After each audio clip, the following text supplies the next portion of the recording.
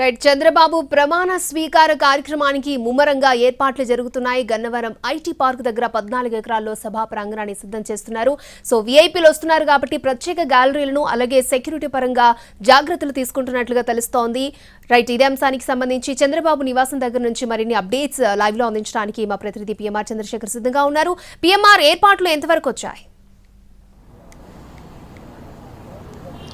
ఏర్పాట్లు దాదాపు కొలిక్కి వస్తున్న పరిస్థితి కనిపిస్తోంది అక్షయ. ప్రధానంగా చూసుకుంటుంటే 2014లో ఇటు నాగార్జున యూనివర్సిటీకి ఎదురుగుండా ఉన్న ప్రాంగణంలో స్థలంలో టీడీపీ అధినేత చంద్రబాబు నాయుడు 2014లో చాలా గ్యాప్ తర్వాత అంటే 10 ఏళ్ల కాలం గ్యాప్ తర్వాత అప్పట్లో చేశారు. మళ్ళీ 2019లో పార్టీ ఓడిపోయింది, తెలుగుదేశం పార్టీ ఓడిపోయింది, చంద్రబాబు గద్దె దిగారు. సో 2024 ఎన్నికల్లో అప్రతిహత విజయాన్ని టీడీపీ అధినేత చంద్రబాబు నాయుడు అలాగే కూటమి పార్టీలు దక్కించుకున్నాయి. అవుట్ ఆఫ్ 175, 164 స్థానాలను గెలుచుకున్న పరిస్థితుల్లో అంగరంగ వైభవంగా ఈ ప్రమాణ స్వీకారానికి సంబంధించిన ఏర్పాట్లు చేసే దిశగా ప్రస్తుతం జీఏడీ కావచ్చు అలాగే టీడీపీ నేతలు అందరూ కూడా చేస్తున్న పరిస్థితి కనిపిస్తుంది. దీనికి సంబంధించి ప్రధానంగా పెద్ద ఎత్తున తెలుగుదేశం పార్టీకి సంబంధించిన శ్రేణులు అలాగే ప్రజలు అలాగే తెలుగుదేశం పార్టీ అభిమానులతో పాటుగా అటు జనసేన పార్టీకి సంబంధించిన అభిమానులు అలాగే బీజేపీకి సంబంధించిన కార్యకర్తలు కూడా పెద్ద ఎత్తున తరలివచ్చే అవకాశం చాలా స్పష్టంగా కనిపిస్తోంది. దాదాపు 1,00,000 మందికి పైగా ఈ ప్రమాణ స్వీకారోత్సవ కార్యక్రమానికి హాజరవుతారన్న అంచనాలు వస్తున్న నేపథ్యంలో మరొక వైపు వీఐపీలు కూడా పెద్ద ఎత్తున వచ్చే అవకాశాలు చాలా స్పష్టంగా కనిపిస్తున్నాయి. ఇప్పటికే ఢిల్లీ పెద్దలుగా ఉన్న ప్రధాని నరేంద్ర మోడీ కావచ్చు అలాగే రాజ్నాథ్ సింగ్ దాంతోపాటుగా అమిత్ షా ఇటువంటి పెద్దలందరూ కూడా ఈ ప్రమాణ స్వీకార కార్యక్రమానికి హాజరు కాబోతున్నారు. మరొక వైపు వివిధ రాష్ట్రాలకు సంబంధించిన ఎన్డీఏ మిత్రపక్షాల భాగస్వాములుగా ఉన్న నేతలు అలాగే ఆయా రాష్ట్రాల్లోని బీజేపీ పాలిత రాష్ట్రాలకు సంబంధించిన కొంతమంది సీఎంలు కూడా హాజరయ్యే అవకాశాలు ఉన్నాయన్న సమాచారం ఉన్న నేపథ్యంలో పెద్ద ఎత్తున అన్ని రకాల ఏర్పాట్లు భద్రతాపరమైన చర్యలు తీసుకుంటున్నారు. మొత్తం 7,000 మంది పోలీసులతో ఈ ప్రమాణ స్వీకారోత్సవ కార్యక్రమానికి ఎటువంటి ఆటంకాలు కావచ్చు ఎటువంటి ఇబ్బందులు లేకుండా బ్యారికేడింగ్ ఏర్పాటు చేయడం, క్యూ లైన్లు ఏర్పాటు చేయడం, దానికి సంబంధించిన అన్ని రకాల వసతులు కల్పించడం. మొత్తం 14 ఎకరాల పరిధిలో ఈ ప్రమాణ స్వీకారోత్సవ కార్యక్రమాన్ని ఏర్పాటు చేస్తే సభా వేదిక కావచ్చు అలాగే ఎల్ఈడి స్క్రీన్లు ఇతరత్ర డి ఏరియా అలాగే రెడ్ జోన్ సో వీటన్నిటిని కలుపుకుని దగ్గర వీటికే 2.5 ఎకరాలను కేటాయించబోతున్నారు. అలాగే వీఐపీ గ్యాలరీ కోసం కూడా కొంత ఏర్పాట్లు చేస్తున్న ఈ సందర్భంలో మొత్తం సభికులు కూర్చోవడానికి పెద్ద ఎత్తున ప్రజలు వస్తున్న నేపథ్యంలో వాళ్ళందరూ ఆశీనులు కావడానికి 11.5 ఎకరాలు అలాగే పార్కింగ్ కూడా కొంత స్థలం కేటాయిస్తున్నారు. ప్రధాన రహదారికి హైవేకి ఆనుకుని ఉంటుంది. దానికి హైవే దాటి అటువైపు ఎయిర్పోర్ట్ ఉంటుంది కాబట్టి రేపు కూటమి మీటింగ్ కూడా జరగబోతోంది. ఏ సామాజిక సమీకరణాలను పరిగణలోకి తీసుకుని శాఖలను కేటాయించే అవకాశం ఉందంటారు? రైట్, ఇది ప్రధానమైన అంశం ఇదే అక్షయ. రేపు కూటమికి సంబంధించిన సమావేశం జరగబోతోంది. కూటమికి సంబంధించిన సమావేశం అంటే అది సాయంత్రం జరిగే అవకాశం కనిపిస్తుంది. ముందుగా 3 పార్టీలకు సంబంధించిన కూటమికి సంబంధించిన అభ్యర్థులు ఎవరైతే ఉంటారో వాళ్ళు ఆ 3 పార్టీలకు సంబంధించిన వాళ్ళు అటు తెలుగుదేశం పార్టీ టీడీఎల్పీ సమావేశాన్ని నిర్వహించుకుంటుంది. మరొకవైపు జనసేన లెజిస్లేటివ్ పార్టీ సమావేశాన్ని ఏర్పాటు చేసుకుంటుంది. బీజేపీ కూడా సపరేట్గా లెజిస్లేటివ్ పార్టీని సమావేశాన్ని ఏర్పాటు చేసుకుని విడివిడిగా భేటీ అవుతారు. ఆ తర్వాత సాయంత్రం ఎన్డీఏ మిత్రపక్షాలుగా ఎవరైతే ఎమ్మెల్యేలుగా ఎన్నికయ్యారో వాళ్ళందరితో కూడా 3 పార్టీలకు సంబంధించిన అధినేతలు అగ్రనాయకులు కూర్చునే అవకాశం చాలా స్పష్టంగా కనిపిస్తుంది. సో ఈ నేపథ్యంలో చంద్రబాబు నాయుడిని రేపు జరిగే టీడీఎల్పీ సమావేశంలో శాసనసభా పక్షనేతగా ఎన్నుకుంటారు. అలాగే జనసేన పార్టీ నుంచి పవన్ కళ్యాణ్ని జనసేన శాసనసభా పక్షనేతగా ఎన్నుకుంటారు. ఇక బీజేపీ నుంచి ఎవరిని శాసనసభా పక్షనేతగా ఎన్నుకుంటారన్న అంశానికి సంబంధించి ఇంకా క్లారిటీ రావాల్సి ఉంది.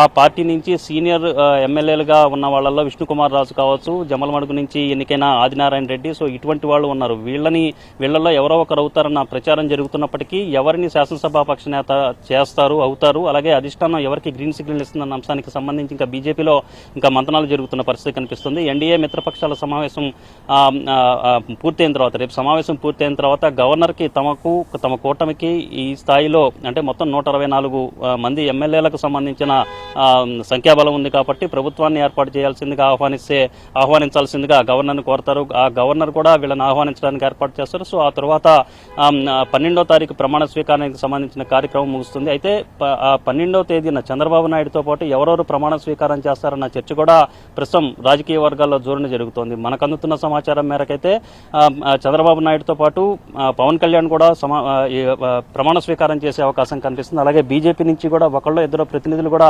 ఈ ప్రమాణ స్వీకారోత్సవంలో పాల్గొనడమే కాకుండా ప్రమాణ స్వీకారంలో భాగంగా మంత్రులుగా ప్రమాణ స్వీకారం చేసే అవకాశం బీజేపీ వైపు నుంచి కూడా కనిపిస్తుంది. సో మొత్తం మీద చూసుకుంటా ఉంటే మనకు అందుతున్న సమాచారం మేరకైతే తెలుగుదేశం పార్టీ నుంచి చంద్రబాబు కాకుండా మరొక 7-8 మంది ఎమ్మెల్యేలు మంత్రులుగా ప్రమాణ స్వీకారం చేసే అవకాశం ఉన్నట్లుగా తెలుస్తుంది. మరొక వైపు చూసుకుంటా ఉంటే జనసేన నుంచి పవన్ కళ్యాణ్ ఒకళ్ళే చేస్తారా, లేకపోతే పవన్ కళ్యాణ్ తో పాటు ఆ పార్టీ ఇచ్చిన జాబితాలో ఒకళ్ళిద్దరు మంత్రులు ఎవరైనా ఒకళ్ళిద్దరు ఎమ్మెల్యేలు ఎవరైనా మంత్రులుగా ప్రమాణ స్వీకారం చేస్తారన్న అంశానికి సంబంధించి రేపు జనసేన పార్టీ నిర్వహించుకోబోయే సమావేశంలో కొంత క్లారిటీ వచ్చే అవకాశం కనిపిస్తుంది. సో ఓవరాల్ గా చూసుకుంటుంటే మనకు అందుతున్న సమాచారం మేరకు 10 నుంచి 12 మంది ఎమ్మెల్యేలు మంత్రులుగా ప్రమాణ స్వీకారం చేసే అవకాశం ఉందన్నట్లుగా తెలుస్తున్నప్పటికీ ఒక చర్చ అయితే తెలుగుదేశం పార్టీలో కావచ్చు, కూటమి పార్టీలో జరుగుతున్నాయి. కూటమి పార్టీలు మరొక వైపు తెలుగుదేశం పార్టీలో కూడా గతంలో ఎన్నడూ లేని విధంగా పెద్ద ఎత్తున దాదాపు 2 నెలలకు ముందుగానే అభ్యర్థులందరినీ ప్రకటించేశారు. ఇది ఒక విధంగా తెలుగుదేశం పార్టీ అలాగే కూటమి పార్టీల విజయానికి ప్రధాన కారణంగా కనిపిస్తుంది. సో ఇదే తరహాలో మంత్రులందరినీ కూడా మొత్తం 25 మంది మంత్రులు చంద్రబాబు నాయుడు సీఎంగా ప్రమాణ స్వీకారం చేస్తారు. చంద్రబాబు కాకుండా మరొక 25 మందికి కేబినెట్ లో బెర్తులు ఉంటాయి కాబట్టి మళ్ళీ ఎటువంటి సంశయం లేకుండా ఎటువంటి కోత లేకుండా పూర్తిగా ఒకేసారి 25 మంది మంత్రులు ఎవరైతే ఉంటారో వాళ్ళందరినీ కూడా ఒకేసారి ప్రమాణ స్వీకారం చేయించేస్తే బాగుంటుందన్న అభిప్రాయం కూడా ఒకటి చర్చలో ఉంది. సో దీనికి సంబంధించి పార్టీకి సంబంధించిన 3 పార్టీలకు సంబంధించిన చంద్రబాబు నాయుడు అలాగే పవన్ కళ్యాణ్ మరొక వైపు బీజేపీకి సంబంధించిన ముఖ్య నేతలు ఎవరైతే ఉంటారో వాళ్ళందరూ చర్చించిన మీదట మంత్రివర్గ ప్రమాణ స్వీకారంలో చంద్రబాబు పవన్ కళ్యాణ్ తో పాటు ఇంకెవరెవరు చేయబోతున్నారు, ఫుల్ ఫ్లెడ్జ్డ్ గా ప్రమాణ స్వీకారోత్సవ కార్యక్రమంలో మంత్రులందరూ కూడా ప్రమాణ స్వీకారం చేస్తారా, లేకపోతే తొలి విడతలో కొంతమందికి మాత్రమే పరిమితం చేసే దిశగా ప్రమాణ స్వీకారోత్సవ కార్యక్రమం ఉండబోతుందన్న అంశానికి సంబంధించి కూడా రేపు క్లారిటీ వచ్చే అవకాశం ఉన్నట్లుగా మనకి సమాచారం అవుతోంది అక్షయ. సో ఓవరాల్ గా చూసుకుంటా ఉంటే కీలకమైన శాఖలు కూడా ఎవరెవరికి కట్టబెడతారు, కీలకమైన శాఖలు ఎవరికి ఇస్తారన్న అంశం మీద కూడా చర్చ జరుగుతోంది. పవన్ కళ్యాణ్ డిప్యూటీ సీఎంగా ఆయన డిప్యూటీ సీఎం హోదా ఇస్తారు. సో డిప్యూటీ సీఎంతో పాటుగా ఆయనకిచ్చే మంత్రి పదవులు ఏది ఉంటాయి, ఏ శాఖలు ఉంటాయన్న చర్చ కూడా ఒకవైపు జరుగుతున్న పరిస్థితి కనిపిస్తోంది. సో ఈ నేపథ్యంలో చంద్రబాబు నాయుడు వద్ద ఇరిగేషన్ కు సంబంధించిన వ్యవహారం అలాగే ఎంఏడి అంటే పట్టణాభివృద్ధి శాఖకు సంబంధించిన వ్యవహారం అటు పోలవరం కావచ్చు, ఇటు రాజధాని కావచ్చు, టీడీపీ ప్రభుత్వానికి కూటమి ప్రభుత్వానికి హై ప్రయారిటీస్ గా ఉన్న నేపథ్యంలో ఈ శాఖలను చంద్రబాబు నాయుడు వద్ద అట్టి పెట్టుకుంటారన్న ఒక చర్చ జరుగుతున్నప్పటికీ మరింత లోతైన విశ్లేషణ కావచ్చు, మరింత లోతైన చర్చలు జరిపిన మీదట శాఖల కేటాయింపు కూడా జరిగే అవకాశం ఉన్నట్లుగా మనకు ఖచ్చితమైన సమాచారం మేరకు తెలుస్తుంది అక్షయ. సో ఓవరాల్ గా రేపు 3 పార్టీలకు సంబంధించిన సమావేశం తర్వాత కావచ్చు, సమావేశానికంటే ముందుగా ఈ 3 పార్టీలకు సంబంధించిన అగ్రనేతల భేటీ అయితే కొంత క్లారిటీ వచ్చే అవకాశం, ప్రమాణ స్వీకారోత్సవం కార్యక్రమంలో ఎవరెవరు మంత్రులుగా ప్రమాణ స్వీకారం చేసే అవకాశం ఉందన్న అంశానికి సంబంధించి మరింత క్లారిటీ రేపు ఈ పాటికి కొంత క్లారిటీ వచ్చే అవకాశం